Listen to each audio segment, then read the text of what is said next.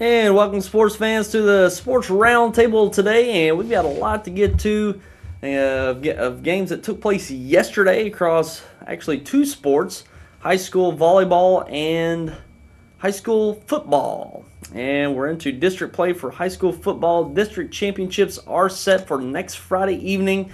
And also in volleyball, the season will come to an end today here in Missouri at the Show Me Center in Cape Girardeau, as the state championships and third place games will be taking place today, this Saturday, November 1st, wrapping up the volleyball season. So we're coming down to the end of the fall season and starting to wrap these sports up before we get into the winter sports here before long. So it's all coming to an end. You can tell it's starting to really cool down as it did last night. Boy, it was tough in those football games last night.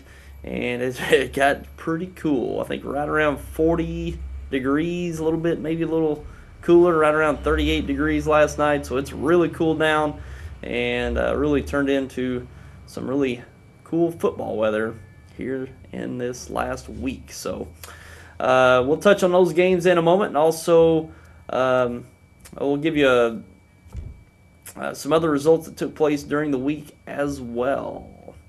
And taking a look at the games from last night in high school football in the Class 1 District 1 semifinals, it was top-seeded Valley Catholic rolling over St. Vincent 69-7, and Valley Catholic rolls to the district championship this coming week, and they will take on Monroe City, who defeated Mark Twain, and that score was 56-18. Monroe City will match up against Valley Catholic and St. Genevieve next Friday evening for that Class 1 District 1 championship.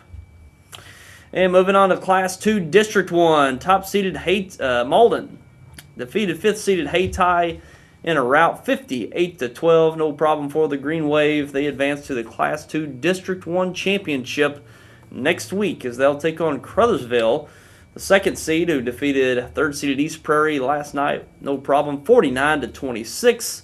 And that's a rematch of last year's district championship between Malden and Crothersville. And the script certainly has flipped between those two teams. Crothersville's been the dominant team the last handful of years. You can think back to Darrell Monroe and among others that have really dominated that Class 2 district over the years. And it's certainly flipped to Malden. Malden's been one of the dominant teams across the state of Missouri. I don't think any team's had a wider margin of victory on average than the Malden Green Wave across the state of Missouri so far this year. So probably a totally different scenario when it comes to that Malden-Crothersville game this season. Malden defeated Crothersville, I believe it was in week 2 of the season, and it was in a rout. I think it's shutout, 40 to something to nothing, I believe, in that contest. So big matchup next week in Malden and Crothersville for that district championship. And in Class 3 District 1, Kennett, the 6th seed, hosting the 7th seed Fredericktown Black Cats, and this was the game of the upsets. Kennett upset St. Genevieve last week in the quarterfinals, or the opening round, and Fredericktown upset Potosi, both on the road. And these upsets matched up last night, and Kennett come out on top handily, 37-6 in the rematch of their Week 1 contest earlier in the year, and Kennett advances to the district championship. And what a season for these Kennett Indians. 6th seed going to be in the district championship, and these 18 district tournaments, this is the second year we've been into this format, and this is probably one of the few times you'll see a 6th seed, or even a seed on the back half of the district, be in the district championship. And it's been a great run for these Kennett Indians. They've had a really good second half of the season, really played at a competitive level, and they've got a chance to knock off Park Hills Central, who's the top seed, and they defeated 4th-seeded St. Pius last night, 49-17. So Park Hills advances to the district championship next Friday night, and it'll be on their home field up in Park Hills. And Kennett will make the long trip up to Park Hills for that district championship next Friday evening. And I wouldn't count out those Kennedy Indians just yet. I know Park Hill Central is undefeated. They've had a really strong season. But it's one thing about the Kennedy Indians, they've got big play potential. They've got the potential to make some big plays and be a lot more physical up front on both offense and defense, on their offensive and defensive lines. And if they can open up a few holes, I know Edward Wilson's their quarterback, playing at quarterback, and he's opening up a lot of big plays for the Kennedy Indians. And I'm sure Coach Pixley, Aaron Pixley, will be looking to make some big plays in that game next week. And if they can make the big plays, if they can get a few big plays, some easy scores, they can really be right there in with the Park Hill Central Rebels. But Park Hills is solid, from 11 men on offense, 11 men on defense. It's really hard to overcome the depth that they have on both sides of the ball. So it'll be certainly a tough test for the Kennedy Indians. Certainly, I got the potential to hang right in there with the Park Hill Central Rebels next Friday evening. We'll be looking forward to that matchup. Should be a good one up in Park Hills. And in Class 4, District 1, Cape Central, the top seed, defeated Sykeston 56-7. No problem for the Cape Central Tigers, and this was a matchup that I thought would be a little closer. Sykeston's really played a lot better in the last 3 to 4 weeks. They've really kind of overhauled their offensive scheme. They started out the season with a spread offense, went to more of a compact 2-3 tight end with a double wing formation, and really just 2-3 yards in a cloud of dust, I guess is what they call it. Really trying to play a ball control type of offense, and it didn't just turn out so well for Sykeston last night with that decisive loss to Cape Central. And that was very similar to the week, I think it was week 2 earlier in the season, week 2 or 3. Cape Central defeated Sykeston. I believe that one was around 49-7, so not much difference in that district semifinal game last night in Cape Girardeau. But Cape Central strong. They get stronger every week. Got big play potential with their quarterback Peyton Montgomery and one of the best receivers in the state in Al Young. And among others, they got on that team Andre Statham's playing football this year, big time athlete for the Cape Central. Also on the defense, got a strong defense behind the Tigers. So got another big year for Cape Central. They made it all the way out to the semifinals last year. It's one thing you might not realize about this Cape Central team. They made it out to the semifinals, took a big loss to Webb City, but there's plenty of teams that are in that camp taking big losses to Webb City. But Cape Central, one of the better teams around this area this year. And in the other semifinal, Hillsboro, the 3 seed, defeated the 2nd seed Festus 21-10. So that matches up Hillsboro and Cape Central, the district championship next Friday in Cape Girardeau. And I believe these two teams played previously in the year. Cape Central got the victory over Hillsboro, so should be a good one next Friday night in Cape Central for that district championship. And in Class 5, District 1, Jackson escaped on their home field last night over Oakville, the 5th seed, in overtime, 41-35. And what a game that was between Jackson and Oakville. And Jackson had an early lead, but Oakville come back and forced it into overtime. And Jackson had a scare last night, but they escaped with that victory, 41-35. Jackson advances to the district championship next Friday night on their home field up in Jackson in the pit, as they will host Vianney, the 2nd seed, whom defeated the 3rd seed Rockwood Summit 31-14. Vianney matched up with Jackson earlier in the year. Jackson got that victory over Vianney, so it'll be a rematch of that game from earlier in the year. Should be a good one between Jackson and Vianney next Friday night in Jackson. And those are your results from high school football here in Southeast Missouri, and the district championships are set. As we mentioned, all those games. As we mentioned in Class 1, Valley Catholic taking on Monroe City. That's at Valley Catholic. The higher seeds will host the championship games next week. And in Class 2, Malden hosting Crothersville. Park Hill Central hosting Kennett in Class 3. In Class 4, Cape Central hosting Hillsboro. And in Class 5, Jackson hosting Vianney. And those are your district matchups, district championship matchups next week. November 6th, that'll be November 6th, next Friday night here across southeast Missouri. And the way the district championships go forward, after the district championships, there will be going into the state tournament at that point. I guess you could call it the state tournament anyways. But the state tournament is 8 teams. They'll go into the quarterfinal round. That's the round of 8 in each classification. So that's one thing about these new district tournament formats. Once you get out of the district championship, you go right into the quarterfinals. So you'll be in the round of 8 after the district championships after next week. So it's going to be getting very interesting after next week as the district champions are crowned. We'll be looking into the state tournament in the quarterfinal round. So you can kind of see the dome off in the distance, the Edward Jones Dome, for the Show Me Bowl and the state championships over Thanksgiving weekend. And certainly it will be exciting seeing these Southeast Missouri teams make a run for the Dome once again this year. So we'll tell you, we'll be certainly keeping a keen eye on these district championships next week.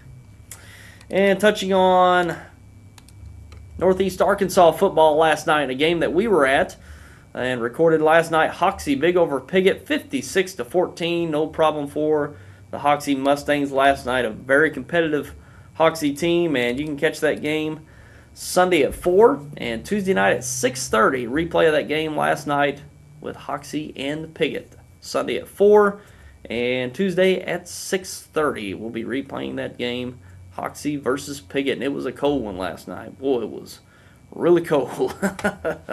And I'm not one for the cold, that's for sure. And I tell you, if you want to see some great quarterback play, tune into that game Sunday at 4 and Tuesday at 6:30. This Sears kid for sorry about that. This Sears kid for Hoxie, big time quarterback. He's going to be playing at the next level next year, that's for sure. I think he threw it was at least 4 touchdowns in the first half, and they pretty much took him out in the second half. But it was a dominant showing by that quarterback for Hoxie, a strong quarterback. And if you want to see some great quarterback play, tune in for that game Sunday at 4 and Tuesday at 6:30. And also, Rector took a loss to Earl, big, 50-0. Earl, a strong team there in Northeast Arkansas, and they were at 3A, and Earl moved down to 2A, I believe. I think Earl moved down to 2A this year, and Rector on the losing side of that, 50-0 last night against Earl. And that's all the football results, and we're going to take a break and get into some high school volleyball. We got the state championships taking place this weekend, and we'll be back with that coming up. NFL Red Zone, the channel that brings you every touchdown from every game on Sunday afternoons. Watch the most exciting moments like never before, live in HD. Every touchdown from every game, live on one channel, NFL Red Zone.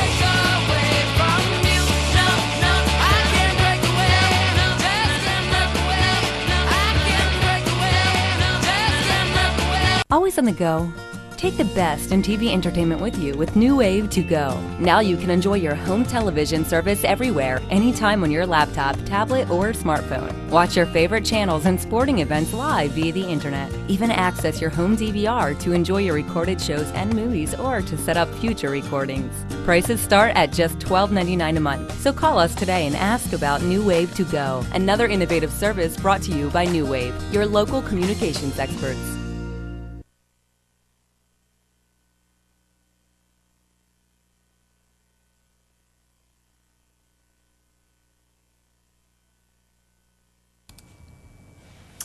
And we're back, and now let's take a look at some high school volleyball that is taking place this weekend. And in Class 1, The state tournament's coming down to the championship today, Saturday at 3, and that's Winona taking on St. Vincent. St. Vincent up the road here in southeast Missouri, and they will play in the Class 1 state championship today at 3 against Winona. Big matchup for St. Vincent. They go for that state championship later on this afternoon. And in the third place game, it's New Haven versus Santa Fe, and that's this morning, probably wrapping up here. Probably already got a final for that from New Haven and Santa Fe. And these games are taking place in Cape Girardeau at the Show Me Center. And just up the road, I-55 up in Cape Girardeau. Now in Class 2, the championship later on this afternoon at 4:30 is Mountain View Liberty taking on Fatima. And the third place game, St. Paul Lutheran taking on Bloomfield. And that took place, got underway at 10:30 this morning. Bloomfield going for that third place trophy. And Bloomfield, they had round robin play yesterday, and Bloomfield took 2 losses in the semifinal round robin round, and taking on St. Paul Lutheran for third place this morning. And good luck to the Bloomfield Lady Wildcats going for that third place trophy.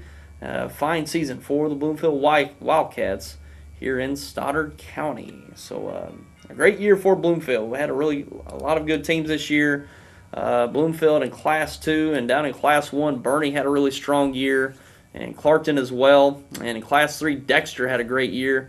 Lost in the sectional round in Class 3. So had some really strong volleyball teams this year. We're seeing a few. St. Vincent quite a bit north up the road, and Bloomfield here in Stoddard County representing southeast Missouri well in the state Final Four in Cape Girardeau this weekend. So the volleyball season's coming to an end this weekend. And football, we've got quite a few more weeks left. We got pretty much, 4 weeks left. 4 weeks of football left starting next week. So got quite a bit of time. The state championships take place over Thanksgiving weekend. So a lot to look forward to the rest of the way in high school football. And we'll see what happens. It's going to be very exciting. I know in Class 1, Valley Catholic's likely to make a deep run once again. No one's really competed with them at the Class 1 level. Malden's the team to look out for this year. I know they've been rolling through all their opponents, and some may say, well, they're going to run into a team up the way after districts. They will. They'll run up against a team that they're going to have a closer game, of course. It's just, with them just rolling over these teams, it's kind of hard to tell how they'll match up with teams later on in the year as these playoffs progress. I would presume that they would come away with that district championship as much as they've rolled over all the competition in that district. And into state tournament play, got up the road. I know Herculaneum and Cardinal Ritter are right up there, potentially in the quarterfinal round. And the semifinal round, I believe that's when they would match up with the 2-time defending state champion Lamar. And that's a game to certainly look forward to. I know they're not looking that far ahead, but us fans, we can do that. We can look ahead to a potential Lamar matchup, and it might be on their home field too. They're at Malden, so that would be a big time matchup, probably the biggest in school history for certain. They're in Malden. I hope they make a run, and whoever comes out of that district, I would presume it is Malden, as much as they've had a handle over that district this year. And we'll see. This is an historic run. This is certainly an historic run for the Malden Green Wave. They've been rolling through their schedule. One of the highest scoring teams probably in Southeast Missouri history. I don't have any record book in front of me, but just going by what I've seen over the years and heard of teams in the past, I know it's got to be one of the highest scoring teams in Southeast Missouri history. And they'll be up there in the record books after this season, no matter how it turns out for Malden this season. So it's going to be very exciting to see the Green Wave and seeing how far they can go in this year's Class 2 state tournament. So we'll be looking forward to that. Got a district championship next week against Crothersville, and we'll see what happens from that round on. So it'll be very exciting to watch. And these Kennett Indians at the 6th seed, going up against the top seed Park Hill Central Rebels. I mean, that's just a Cinderella story in the making, and they've got the potential to do it. And just think last year, a one-win team last year in the district championship this year. It's amazing.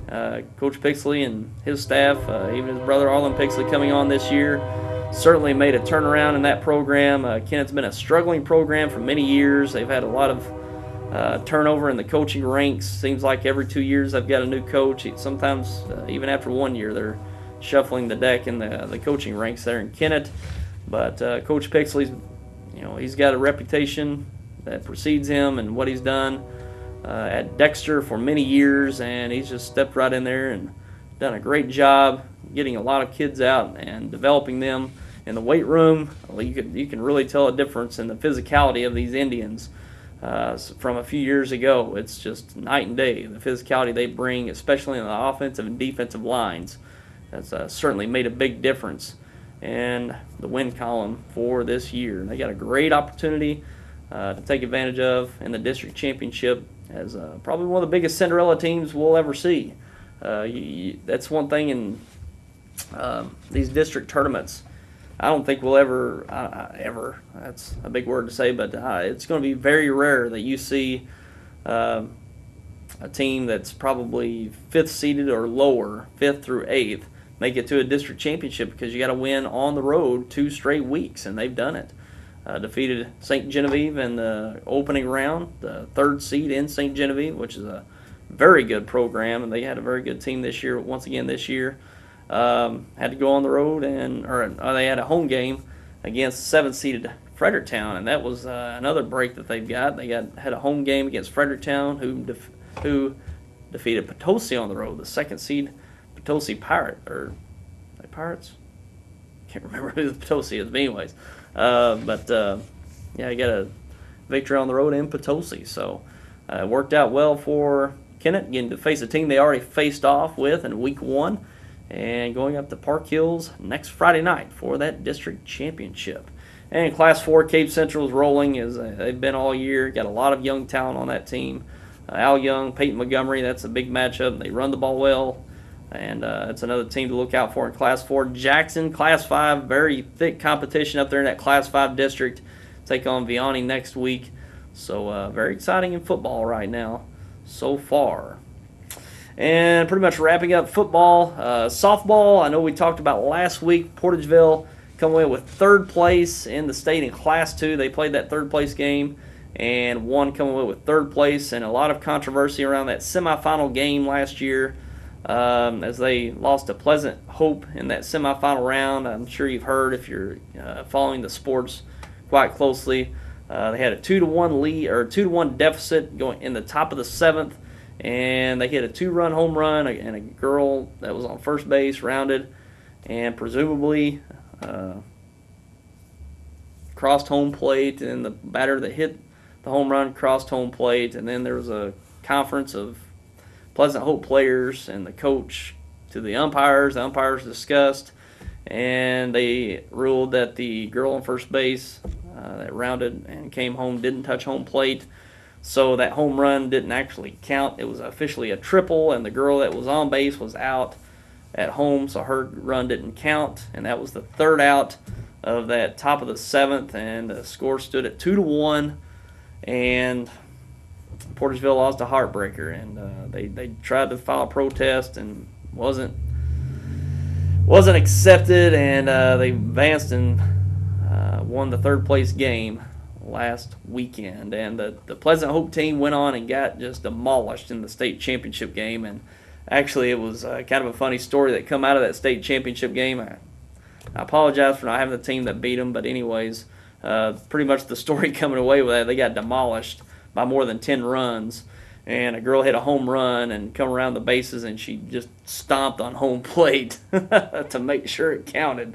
So that was kind of the storyline that came away from that district championship last weekend in Springfield. So one of those oddities you probably will never come across again, a home run that didn't count because a player that was on base didn't touch home plate, or was ruled that she didn't touch home plate.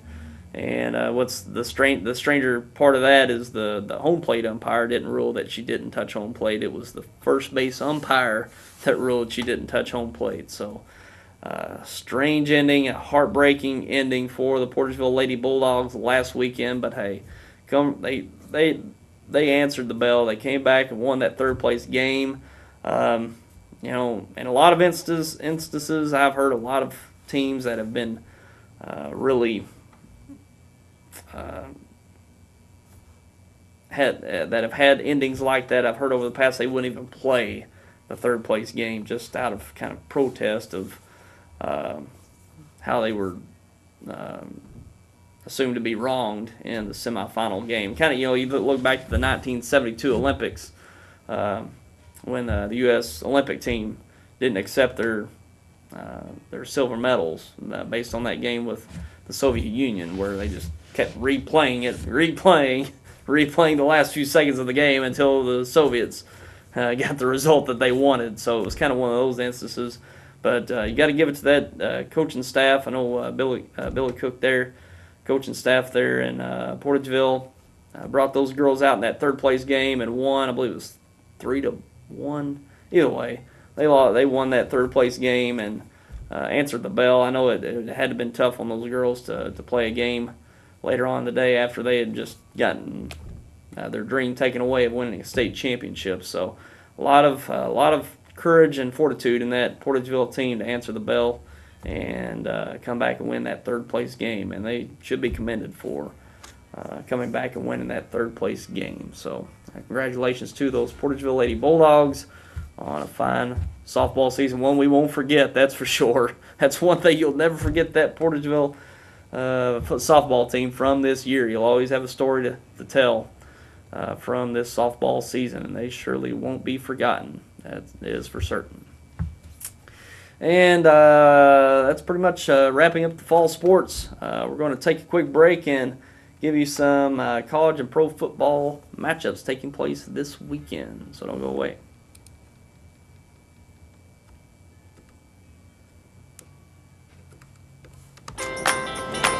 Deposit your check here or here or even there. Deposit your check wherever you are with First Midwest Bank's new mobile deposit. Just tap, snap, deposit. It's that simple. New mobile deposit from First Midwest Bank, serving the communities we call home.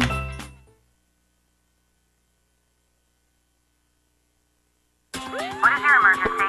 Need assistance at County Road 61 and Highway 9. Help is on its way. Clear! There's a better way to jumpstart your soil back to health. Apply Endzone to protect and increase nitrogen efficiency without killing bacteria. Apply Prevent to increase phosphorus availability and reduce fixation. Better yet, use them both to get more from your fertilizer investment and see higher potential yields. Ag Explorer, your prescription for healthy soil.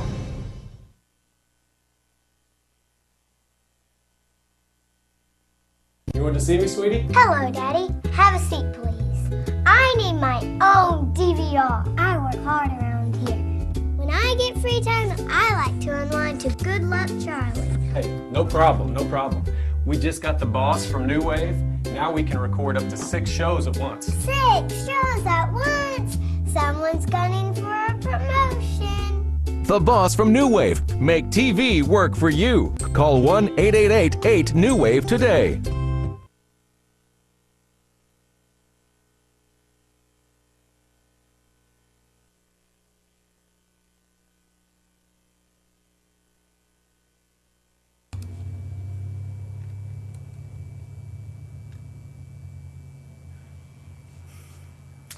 All right, let's take a look at some college football games taking place today in the Pac-12. 12th ranked Arizona at 22nd ranked UCLA. 7th ranked TCU at 20th ranked West Virginia in the Big 12. Florida at 11th ranked Georgia in the SEC. 3rd ranked Auburn at 4th ranked Ole Miss in the SEC. Big matchup for those two schools. Big matchup there in Oxford today. Arkansas at top ranked Mississippi State. Arkansas's Played a few teams tough this year. They got certainly a tough one on the road in Starkville, taking on the top-ranked Mississippi State Bulldogs. When could you have ever said that? Top-ranked Mississippi State Bulldogs. It's been quite a football season so far this year. Stanford at 5th-ranked Oregon in the Pac-12. Oklahoma State at 9th-ranked Kansas State in the Big 12. 17th-ranked Utah at 14th-ranked Arizona State in the Pac-12. And also Illinois at 16th-ranked Ohio State in the Big 10. And our local game, SEMO's at Eastern Kentucky? Actually, I think SEMO's got the week off. SEMO's got the week off. That was last week's game. So, yeah, SEMO's got the week off, and also Arkansas State's got the week off. So our local teams have a week off here in southeast Missouri and northeast Arkansas. So they release those playoff rankings at this point. It's kind of strange. I wouldn't think they'd actually come out with the rankings this soon. I thought they'd just wait to the end of the year, but creates a lot of anticipation for this college football playoff this year, and should be exciting coming down to the end. It's going to be hard. These teams, especially if you have Florida State suffer a loss in there, boy, it's going to be tough.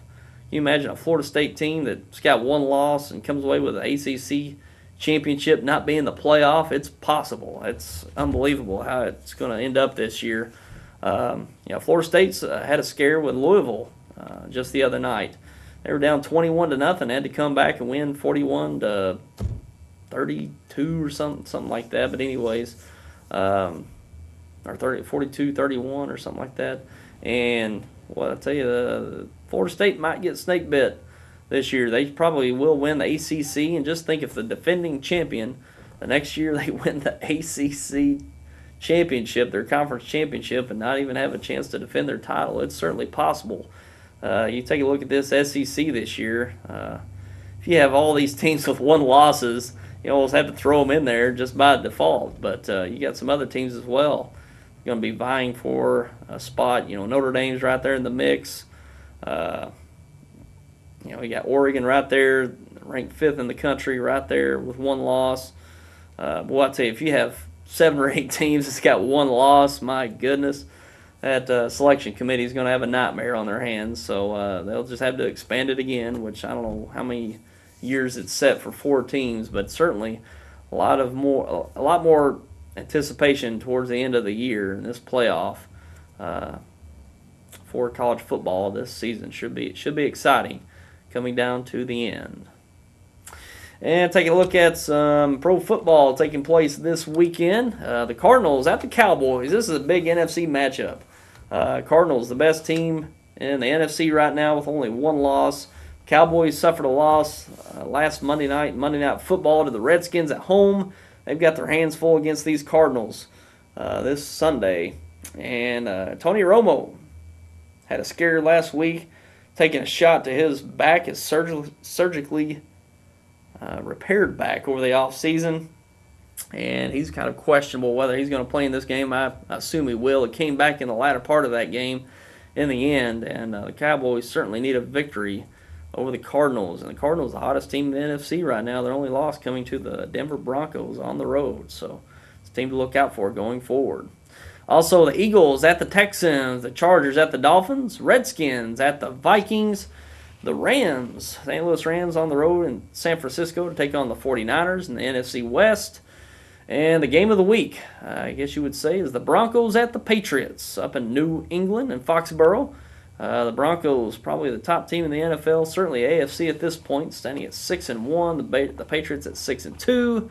And if the Broncos win this game, they've pretty much got the home field advantage locked up. They'll have at least 2 games on all the teams in the AFC, and tiebreakers as well with the team with the Patriots and the Colts, which are likely going to be up there in the top 3 or 4 seeds in the conference. They'll have defeated both of those, but the Patriots, if they win, they will have currently, after halfway through the season, home field advantage in the AFC with the tiebreaker with the Broncos. So big game tomorrow afternoon with the Broncos and the Patriots. Another matchup of Peyton Manning versus Tom Brady. And also the Raiders taking on the Seahawks in Seattle. The Ravens at the Steelers in a big AFC North matchup. Should be a good one between those two, always is. And also the Colts at the Giants for Monday Night Football. And those are your matchups taking place this weekend in college and pro football. And that's pretty much all we've got for you today for the Roundtable.